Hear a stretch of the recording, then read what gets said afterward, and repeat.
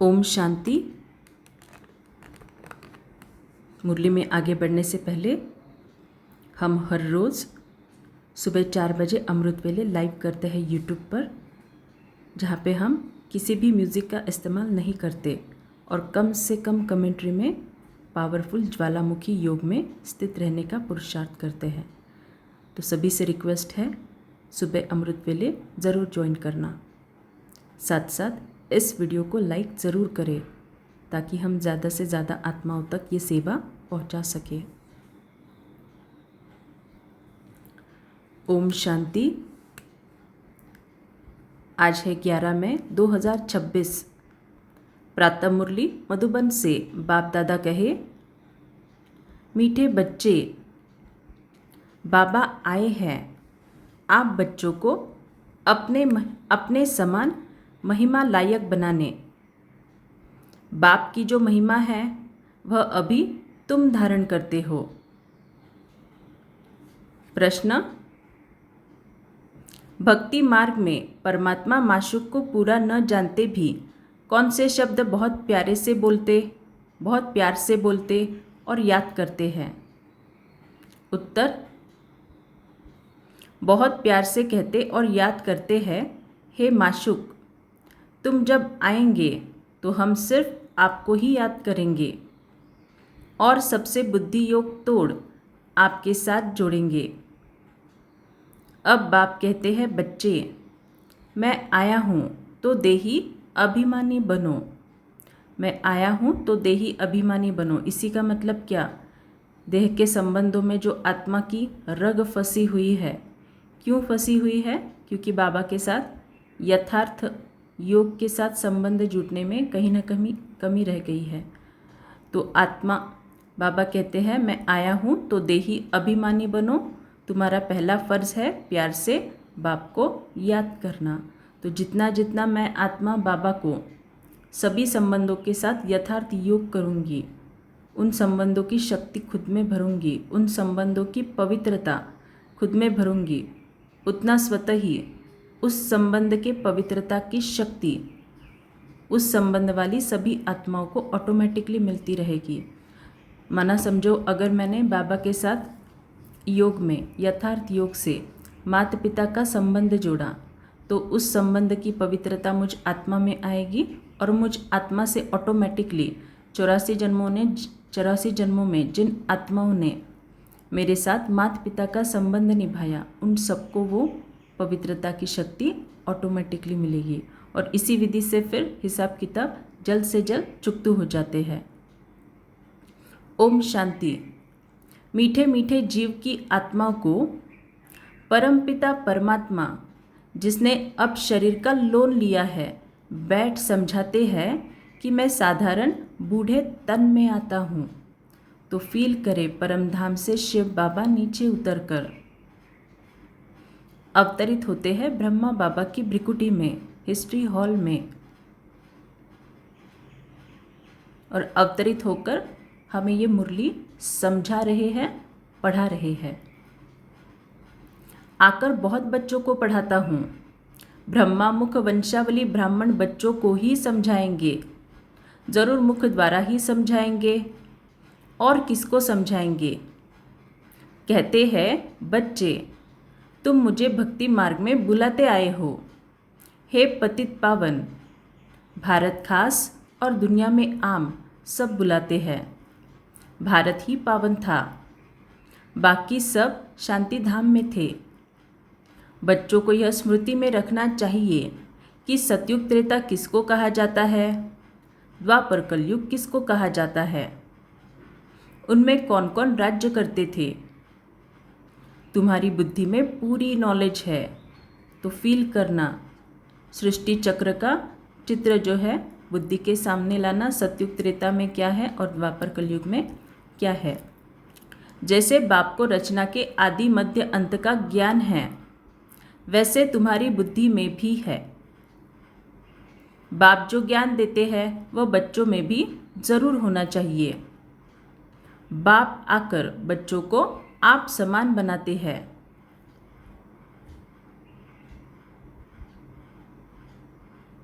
जितनी बाप की महिमा है उतनी बच्चों की है।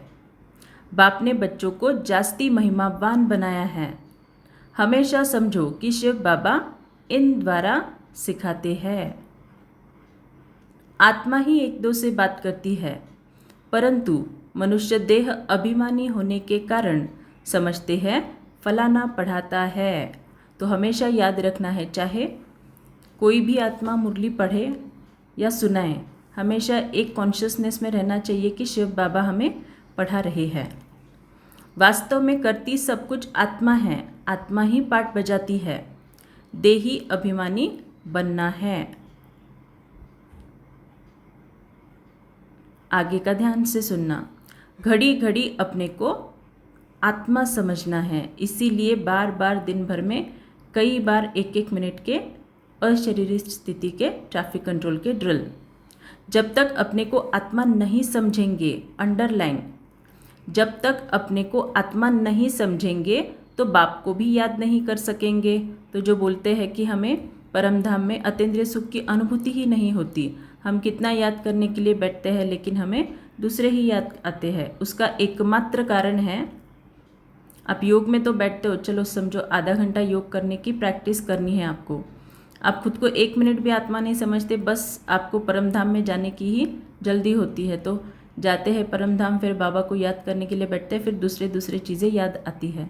लेकिन जब तक आत्मा को इस शरीर से डिटैच करने का हम अभ्यास नहीं करते, माना आत्मा को इस भ्रिकुटी में बिंदु नहीं देखते, खुद को अलग महसूस नहीं करते, तब तक हम परम धाम में ज्वालामुखी योग के स्वरूप में स्थित ही नहीं रह सकते।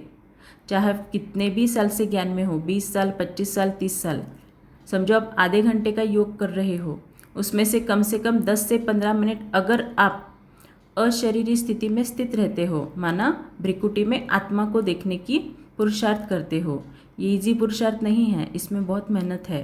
क्योंकि जितना जितना आप भ्रिकुटी में आत्मा को देखने का पुरुषार्थ करने जाते हो, आपको इधर उधर की ही बातें याद आएगी, सबको आती है, क्योंकि 2500 साल का देह अभिमान है ना, वो एक झटके में नहीं जाएगा। वो भले ही आते हैं व्यर्थ संकल्प, आने दो, लेकिन उतना समय तो कम से कम भ्रिकुटी के मध्य आत्मा को देखने का पुरुषार्थ करो। अगर मैं 10 मिनट के लिए यहाँ पे भ्रिकुटी में आत्मा को देखने का पुरुषार्थ करूँगी और फिर यहाँ से उड़कर परमधाम में बाबा के साथ कंबाइंड जाऊँगी, तो कहीं जाकर मैं 5 मिनट के लिए बाबा को वहाँ पे कंबाइंड स्वरूप में याद कर सकती हूँ। और जितना पावरफुल कंबाइंड स्वरूप होगा उतना पावरफुल आपका ज्वालामुखी योग होगा। और उस ज्वालामुखी योग में ही, और सिर्फ उसी ज्वालामुखी योग में आपके संस्कार स्वभाव परिवर्तन होते हैं। फिर हमें जो रिजल्ट चाहिए होता है ना, कि किसी को भी इजीली माफ़ करना, चाहे कुछ भी हो जाए परिस्थिति में अचल रहना, वो सब चीज़ें आप सिर्फ और सिर्फ कंबाइंड स्वरूप में स्थित रहने से ही हासिल कर सकते हो। भूल जाते हैं, तुमसे पूछा जाता है तुम किसके बच्चे हो, तो कहते हैं हम शिव बाबा के बच्चे हैं। विजिटर बुक में भी लिखा हुआ है तुम्हारा बाप कौन है, तो झट देह के बाप का नाम बताएंगे। अच्छा, अब देही के बाप का नाम बताओ, तो कोई श्री कृष्ण का, कोई हनुमान का नाम लिखेंगे, या तो लिखेंगे हम नहीं जानते। अरे तुम लौकिक बाप को जानते हो, और पारलौकिक बाप को, जिनको तुम हमेशा दुख में याद करते हो, उनको नहीं जानते हो। कहते भी है हे भगवान रहम करो, हे भगवान एक बच्चा दो, मांगते हो ना।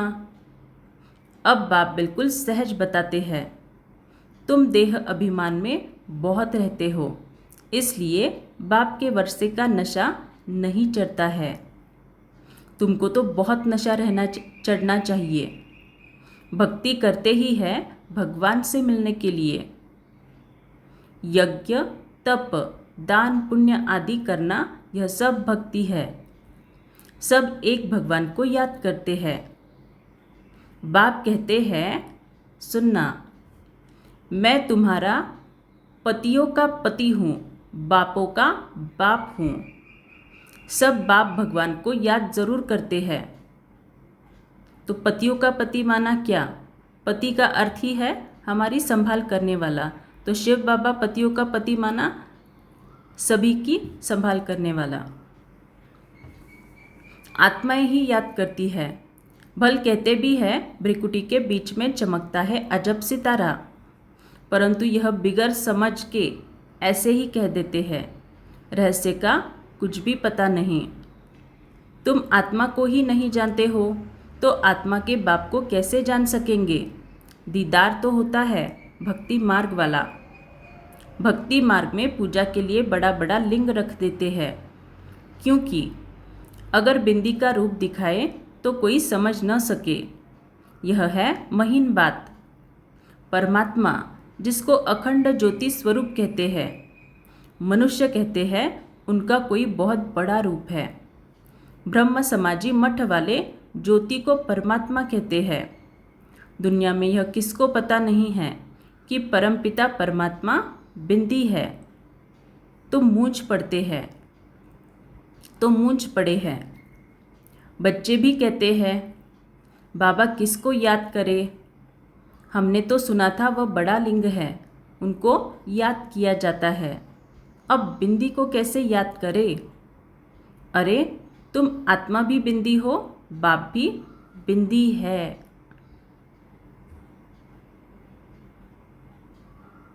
आत्मा को बुलाते हैं, वह ज़रूर यहाँ ही आकर बैठेंगे। फील करना, हिस्ट्री हॉल में ब्रह्मा बाबा की भ्रिकुटी में शिव बाबा आकर बैठे हैं। आत्मा को बुलाते हैं, वह ज़रूर यहाँ ही आकर बैठेंगे।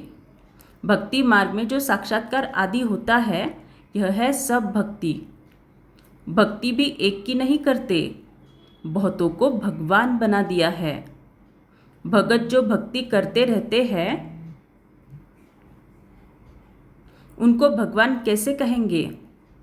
अगर परमात्मा सर्वव्यापी कहते हैं तो फिर भक्ति किसकी करते हैं।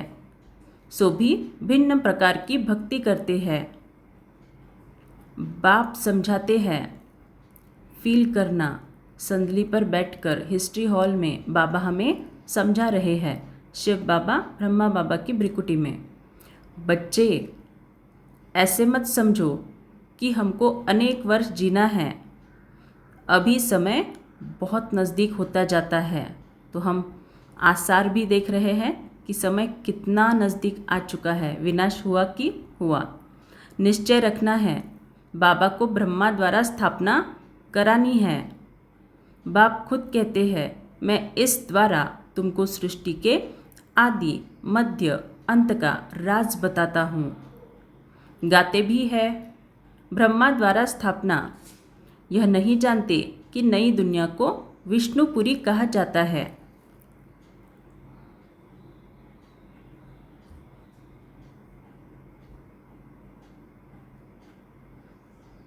अर्थात विष्णु के दो रूप राज्य करते थे। किसको पता नहीं है कि विष्णु कौन है, तो विष्णु के दो रूप माना श्री लक्ष्मी श्री नारायण। तुम जानते हो कि यह ब्रह्मा सरस्वती ही फिर विष्णु के दो रूप लक्ष्मी नारायण बन पालना करते हैं।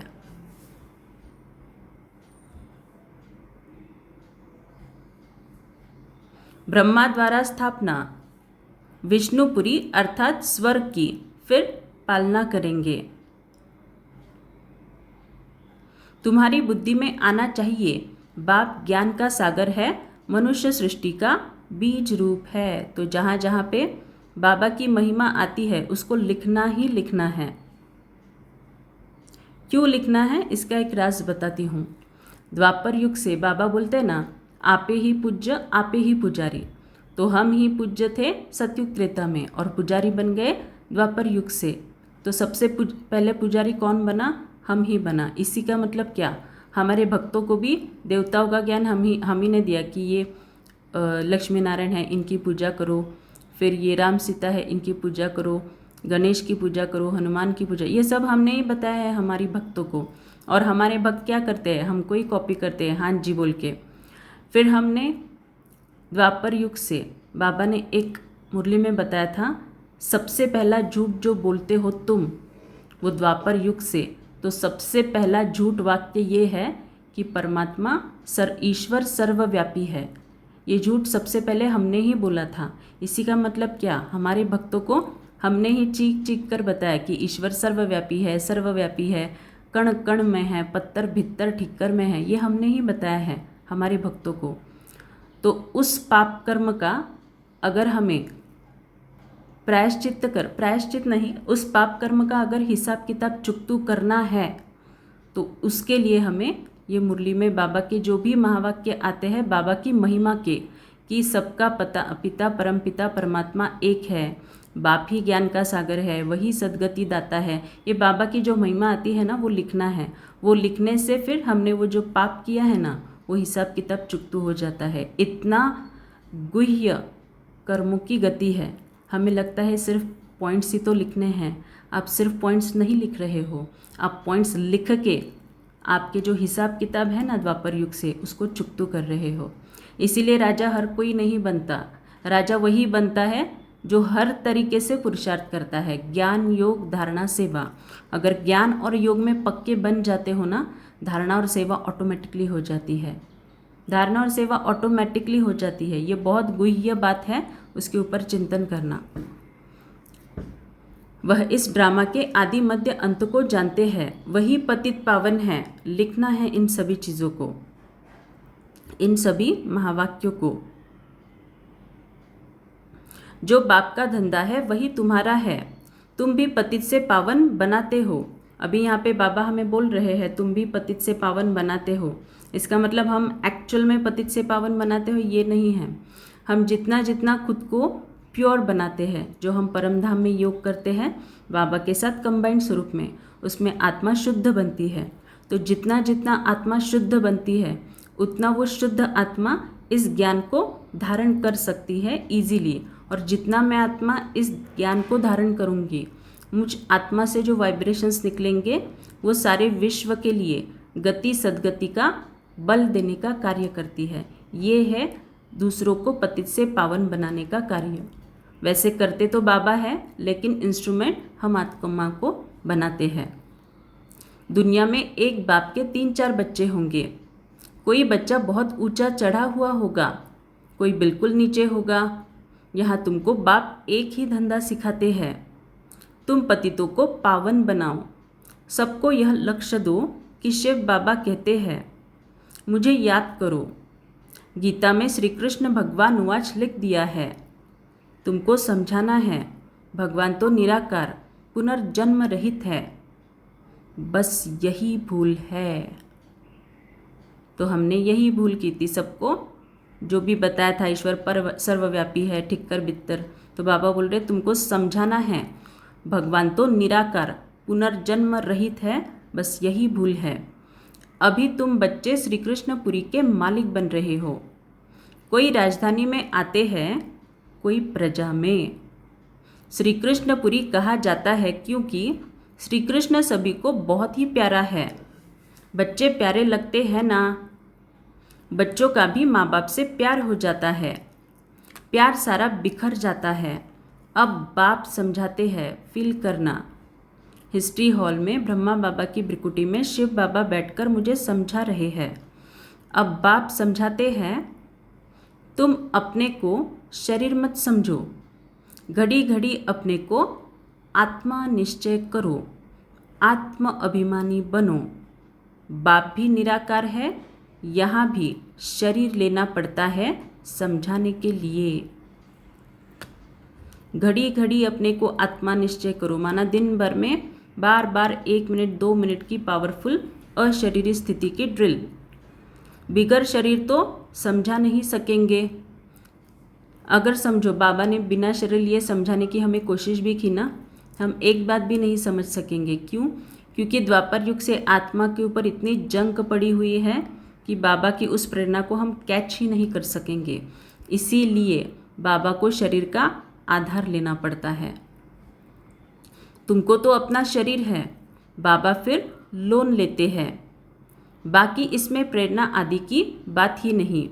बाप खुद कहते हैं, मैं यह शरीर धारण कर बच्चों को पढ़ाता हूँ, क्योंकि तुम्हारी आत्मा जो अभी तमो प्रधान बन गई है उनको सतो प्रधान बनाना है। तो ये पढ़ाई है ही तमो प्रधान आत्मा को सतो प्रधान बनाने की।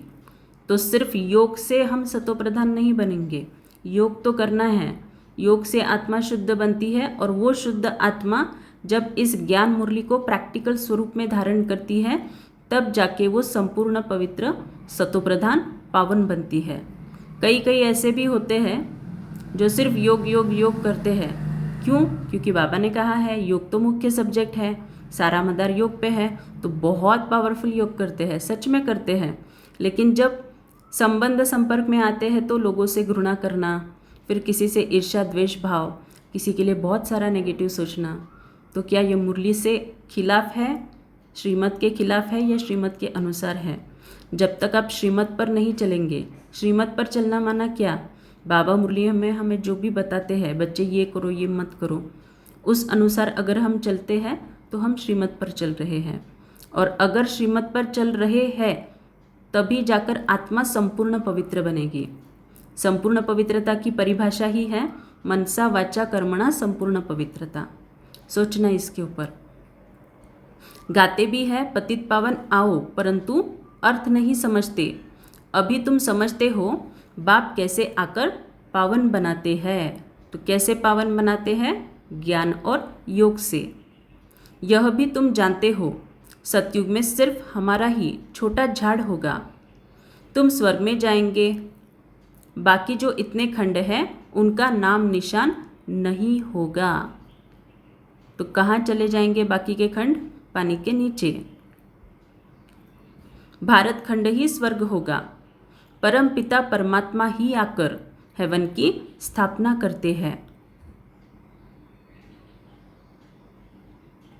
अभी हेल है। प्राचीन भारत खंड ही है जहाँ देवताओं का राज्य था, अब नहीं है। उन्होंने यहाँ मंदिर है, चित्र है, तो भारत की ही बात हुई। यह कोई भी भारतवासी की बुद्धि में नहीं आता कि भारत स्वर्ग था। यह लक्ष्मी नारायण मालिक थे और कोई खंड नहीं था। अब तो अनेक धर्म आ गए।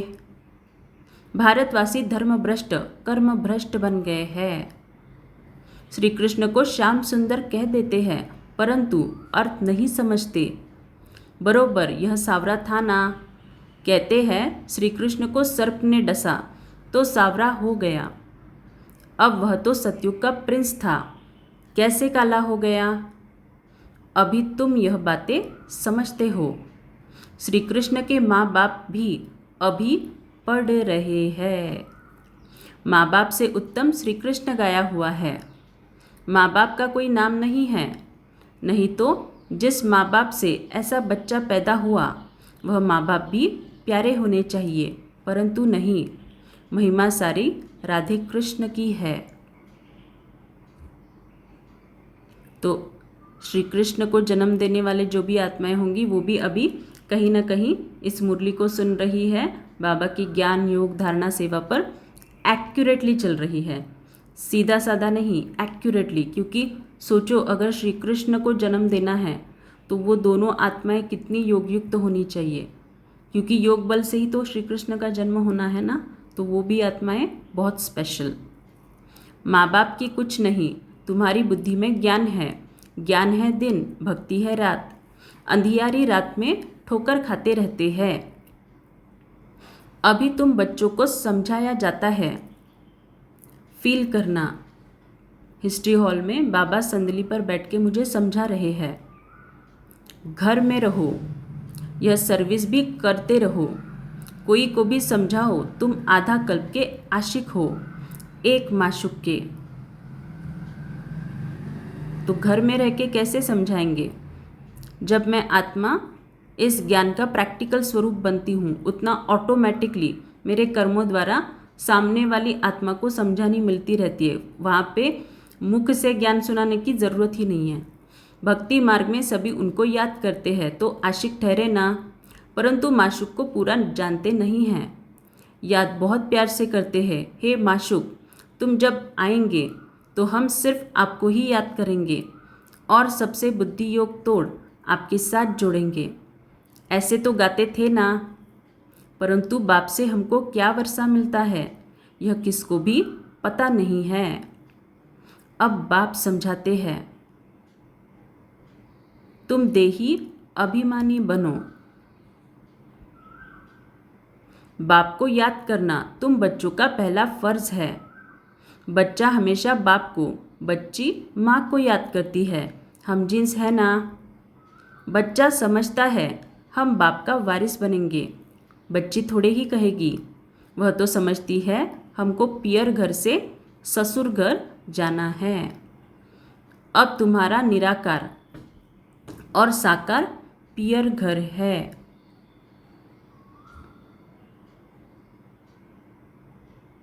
बुलाते भी है, हे परमपिता परमात्मा रहम करो। तो ससुरगन कौन सा है? परमधाम में है या स्वर्ग है? सोचना इसके ऊपर। बाबा क्या बोल रहे हैं? अब तुम्हारा निराकार और साकार पियर घर है। पियर घर माना मायका। तुम्हारा निराकार और साकार पियर घर माना ये संगम युग भी मेरा पियर घर है, मायका है। परमधाम भी मेरा मायका है। तो ससुराल कौन सा हुआ? स्वर्ग। क्योंकि हम परमधाम में जाके फिर जब स्वर्ग में उतरते हैं तभी सज धज के उतरते हैं ना। और वो हमारा श्रृंगार कहाँ पे होता है? हमारे मायके में, इस संगम युग में। बुलाते भी है, हे परमपिता परमात्मा रहम करो, दुख हरो, सुख दो, हमें लिबरेट करो, हमारा गाइड बनो। परंतु उसका अर्थ बड़े बड़े विद्वान आचार्य भी नहीं जानते हैं। बाप तो सर्व का लिबरेटर है, वही सबका कल्याणकारी है। तो कल्याण करने वाला असल में शिव बाबा है, हम तो केवल निमित्त बने हैं। फिर जो जितना खुद का स्व परिवर्तन करेगा उतना वो आत्मा विश्व कल्याण के निमित्त बनेगा। बाकी वह अपना ही कल्याण नहीं कर सकते तो औरों का क्या करेंगे? यहाँ बाप खुद कहते हैं, मैं गुप्त आता हूँ। खुदा दोस्त की कहानी सुनी है ना।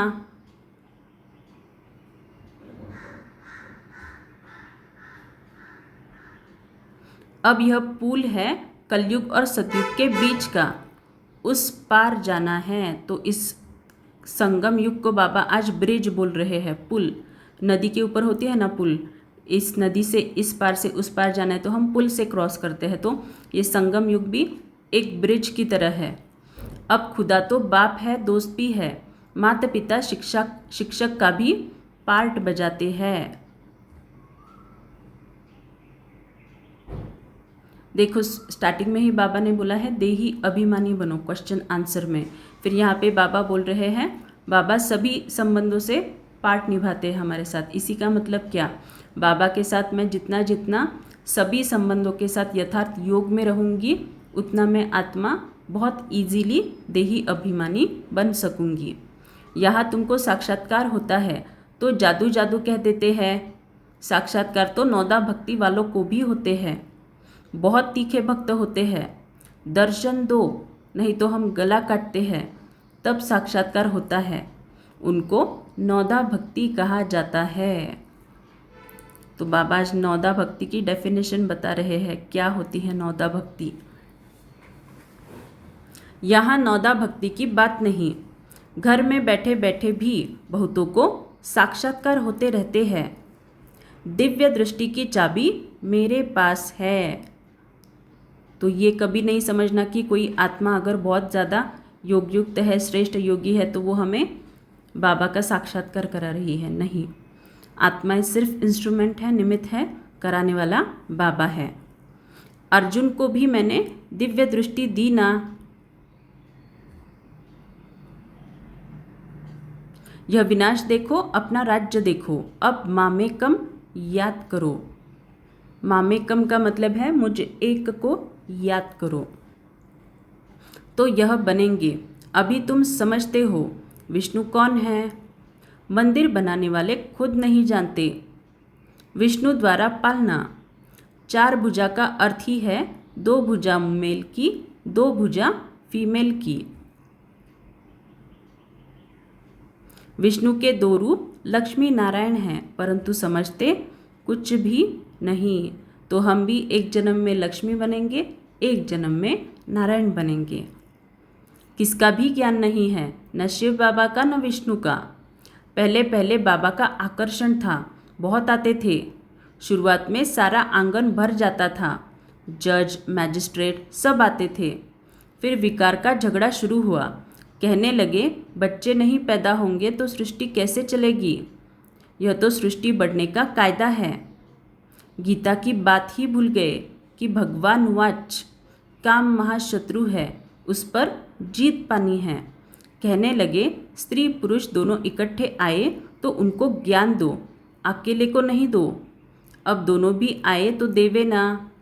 देखो, दोनों को इकट्ठा भी देते हैं तो भी कोई ज्ञान लेते हैं, कोई नहीं लेते हैं। तकदीर में नहीं होगा तो क्या कर सकते हैं? एक हंस एक बगुला बन पड़ते हैं। यहाँ तुम ब्राह्मण देवताओं से भी उत्तम हो। जानते हो हम ईश्वरीय संतान हैं, शिव बाबा के बच्चे हैं। वहाँ स्वर्ग में तुमको यह ज्ञान नहीं रहेगा, न जब निराकारी दुनिया में मुक्ति धाम में होंगे तब यह ज्ञान होगा। तो मुक्ति धाम में अगर हम भले ही जाएंगे, मैं आत्मा जहाँ पे स्थित होंगी, भले मुझ आत्मा के बाजू में अष्टरत्न भी स्थित होंगी ना, तो भी मुझे ज्ञान नहीं रहेगा कि ये अष्टरत्न है। वहाँ पे कुछ ज्ञान नहीं रहेगा, न परम धाम में न स्वर्ग में। यह ज्ञान शरीर के साथ ही खत्म हो जाता है। अभी तुमको ज्ञान है, एक बाबा पढ़ा रहे हैं। अब यह खेल पूरा होता है, सब एक्टर्स हाजिर है, बाबा भी आया है, रही हुई आत्माएं भी आती रहती है। जब सब आ जाएंगे तब विनाश होगा, फिर सबको बाप साथ ले जाएगा। सबको जाना है, इस पतित दुनिया का विनाश होना है। अच्छा, मीठे मीठे सिकिलदे बच्चों प्रति माता पिता बाप दादा का याद प्यार और गुड मॉर्निंग। रूहानी बाप की रूहानी बच्चों को नमस्ते। हम रूहानी बच्चों की रूहानी माता पिता बाप दादा को याद प्यार गुड मॉर्निंग और नमस्ते। शुक्रिया बाबा, आपका पद्मा पदम शुक्रिया। धारणा के लिए मुख्य सार, पतित से पावन बनाने का धंधा जो बाप का है वही धंधा करना है। सबको लक्ष्य देना है कि बाप को याद करो और पावन बनो। यह ब्राह्मण जीवन देवताओं से भी उत्तम जीवन है। इस नशे में रहना है, बुद्धि का योग और सबसे तोड़ एक माशूक को याद करना है। तो जितना जितना मैं आत्मा बाबा को सर्व संबंधों से याद करूँगी, उतना उन संबंधों की पवित्रता मुझ आत्मा से उन सभी 84 जन्मों के आत्माओं में चली जाएगी, जिनके साथ भी 84 जन्मों में मेरे संबंध थे। वरदान, त्याग और स्नेह की शक्ति द्वारा सेवा में सफलता प्राप्त करने वाले स्नेही सहयोगी भव। त्याग और स्नेह की शक्ति द्वारा सेवा में सफलता प्राप्त करने वाले स्नेही सहयोगी भव। जैसे शुरू में नॉलेज की शक्ति कम थी, लेकिन त्याग और स्नेह के आधार पर सफलता मिली। बुद्धि में दिन रात बाबा और यज्ञ तरफ लगन रही। जिगर से निकलता था बाबा और यज्ञ। इसी स्नेह ने सभी को सहयोग में लाया। इसी शक्ति से केंद्र बने। साकार स्नेह से ही मन मनाभव बने। साकार स्नेह ने ही सहयोगी बनाया। अभी भी त्याग और स्नेह की शक्ति से घेराव डालो तो सफलता मिल जाएगी। स्लोगन, फरिश्ता बनना है तो व्यर्थ बोल व डिस्टर्ब करने वाले बोल से मुक्त बनो। अच्छा, ओम शांति।